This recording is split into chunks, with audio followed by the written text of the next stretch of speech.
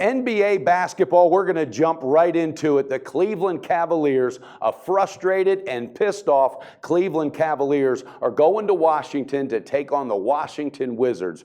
Now, the Cavaliers had a lead throughout the whole game last time out against Toronto, in Toronto, and the last 2 to 3 minutes, they collapsed and folded and lost the game outright by 2 points. All right, they've now lost 2 out of 3. That doesn't sit well with LeBron James, and it most certainly doesn't sit well with Kyrie Irving. So I look for this team to bounce back very, very strong. They're only 11-14 against the spread on the road, but most of those losses came early on in the year. So I think right now the Wizards are going to have their hands full, and they better look out, because when LeBron James gets pissed and gets focused and has a day off to think about it, all right, somebody's going to pay the price, and it's going to be the Wizards. The line opened up at -5, all right, on the full game. I love that. I'm also going to cash 2 tickets on this play, okay? -3 on the first half. Now, again, these are not related to the NBA odds couple picks, but these are going to be certainly picks you want to cash tickets with tomorrow.